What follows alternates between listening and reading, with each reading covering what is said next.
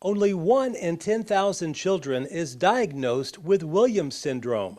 Unfortunately, one child here in Macon County faces daily struggles with this disorder. But as you're about to see, her prognosis is good.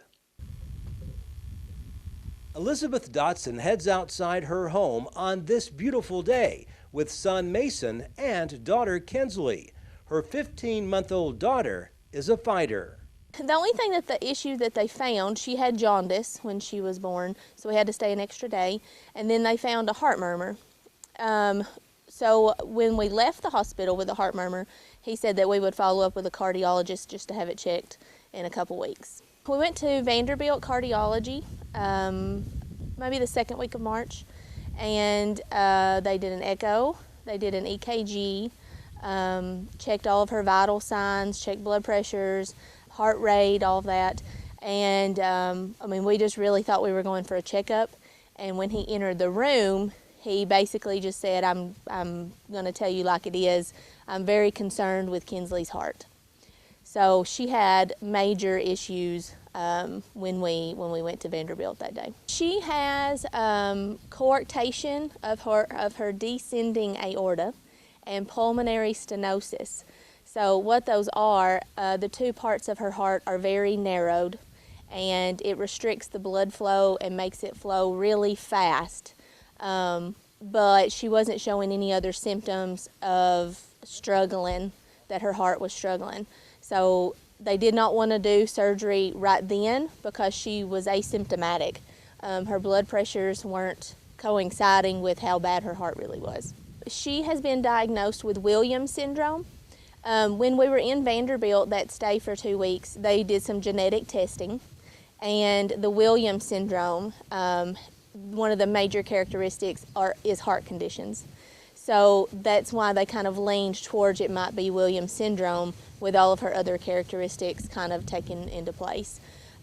Williams syndrome is a genetic disorder. It's intellectual and developmental disorder, so she'll be a little bit farther behind.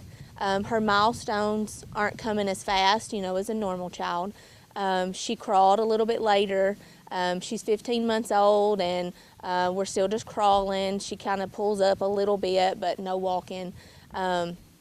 So the biggest thing I know for Williams syndrome is the heart conditions. There's a lot of facial features that you can recognize with Williams syndrome. We have probably 10 caregivers at Vanderbilt that we see.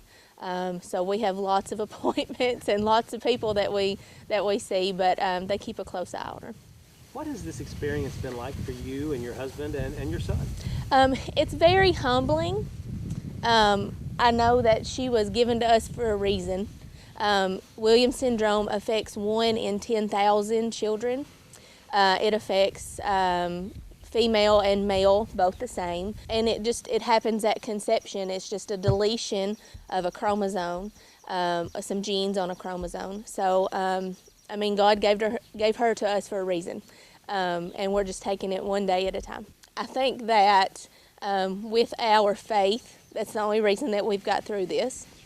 I feel like everybody that is around us that has prayed for her, that is how we've come this far, because her cardiologist really has a hard time understanding in the beginning how she was doing so well when her heart showed so many signs of struggling. We have checkups with cardiology every 6 months. They do an echo every 6 months to make sure that her heart's not changing and not struggling at all. We see endocrinology for her kidneys and her calcium. They do all kinds of blood work for that every 6 months as well. And they're just going to kind of keep an eye on it.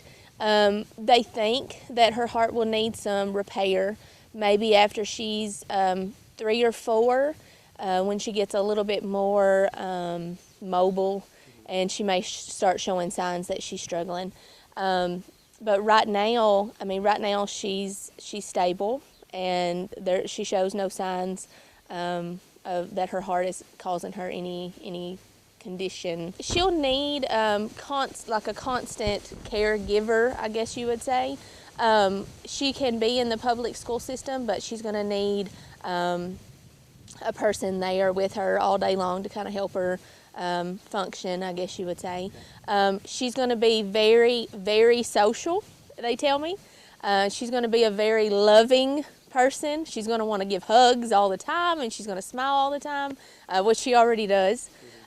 So I think she's going to bring joy, a lot of joy, in the years to come. An account for Kinsley has been set up at Macon Bank. You can donate at any location. Here's wishing Kinsley many years of happiness moving forward. Reporting from Red Boiling Springs, Barry Hyatt, NCTV.